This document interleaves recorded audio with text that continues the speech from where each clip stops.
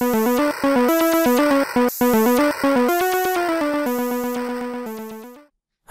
I'm Brent Rossi, and welcome to a lovely laser-filled episode of the Super Nintendo Chronicles. So here it is, episode 3 of the series, and with it, a whole host of firsts.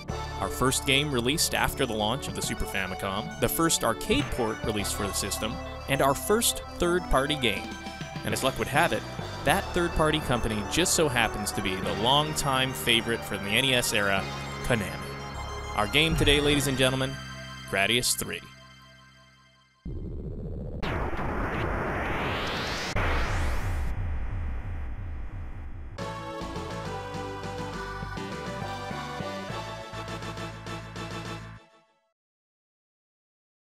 So first of all, Konami. While the company is well known today, mostly as the home of Hideo Kojima's latest Metal Gear Solid madness, at the time, Konami was regarded as one of the most dependable game makers of the era.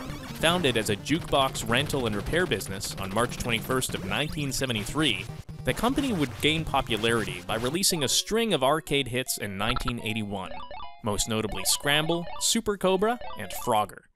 As the NES gained in popularity, Konami began porting over their arcade hits, and then eventually releasing their own original titles for the system.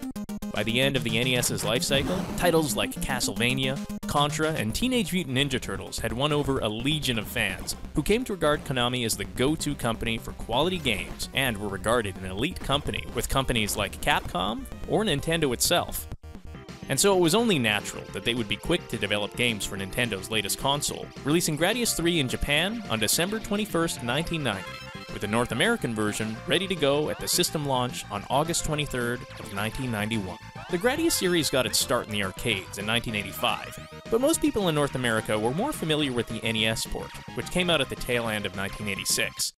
Two things allowed the original to stand apart from the sea of horizontally scrolling shooting games that was the early video game scene. One was a high level of polish with excellent design, which would become a large part of the company's overall reputation. And the other was the innovation of the power-up bar, where most shooters of that time had the player at the mercy of whatever random power-ups enemies would drop upon being destroyed.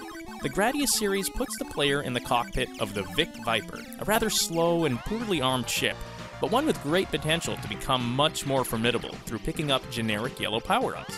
When picked up, rather than immediately granting new powers to the ship, each pickup instead highlights a section of the power-up bar, going from left to right. At any point, the player can choose to use the selected upgrade, at which point the power bar resets. This allows a player to strategically gain increased power. Is it better to get the speed and missile power-ups as soon as possible? Or maybe better to hold out for an option, the signature Gradius upgrade, which creates a glowing sphere which tails your ship, echoing its every move and shot, doubling your firepower. This extra degree of control gives the series an added tension as players struggle against instant gratification, with the power-ups opening up different strategies to tackle various stages. The lineage of the Gradius series is surprisingly complicated. While this is Gradius 3, there was never a game released as Gradius 2 in North America. Instead, the Gradius spin-off, Salamander, was ported to the NES and released in North America as Life Force. Featuring a very similar ship and the power bar system, most people assumed that that game was Gradius' sequel and had been renamed for undetermined reasons.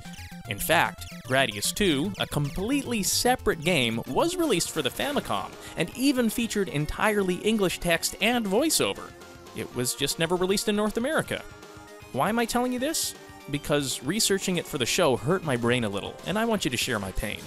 Also, Gradius 2 is a great game that deserves to be on every shooter fan's radar. Now, Gradius 3 throws a few notable additions into the Gradius formula.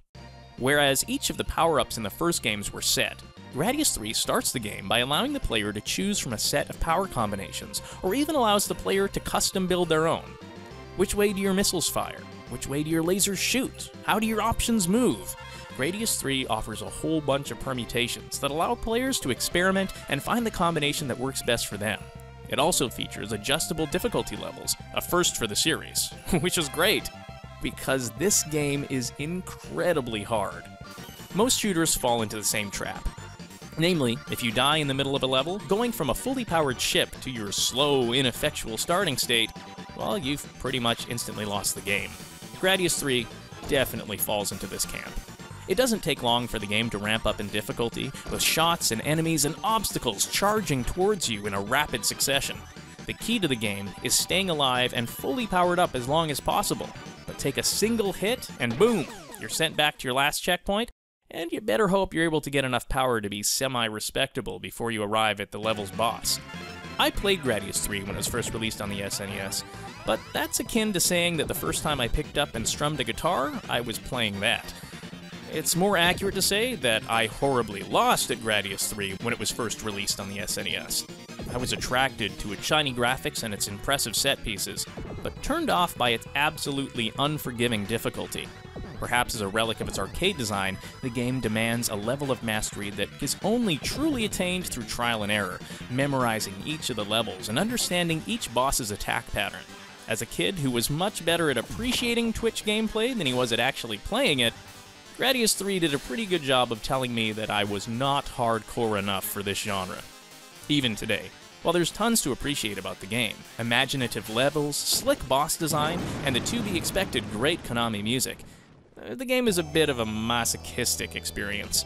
The enemy bullets are drab and sometimes blend into the action, resulting in cheap deaths. The way enemies swarm the screen often demands memorization to anticipate their arrival, otherwise soon the Viper is quickly overwhelmed. And then there are the litany of gotcha moments.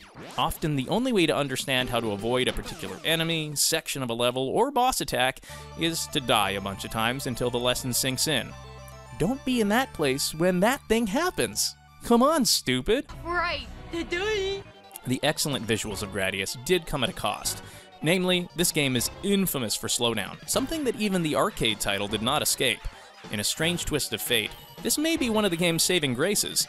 As the action heats up, the player has a little bit more reaction time to bob and weave between obstacles while shooting at the enemy ships. In the end, Gradius 3 is a game very much of its time. As far as gameplay goes, it's still highly playable and even enjoyable, if one is ready to endure what will surely be hundreds of deaths on the way to victory. And don't even get me started on the insane boss rush at the end of Stage 8, which is followed by 2 more stages? Like, come on, another one? Give me a break! Oh, God! Ugh.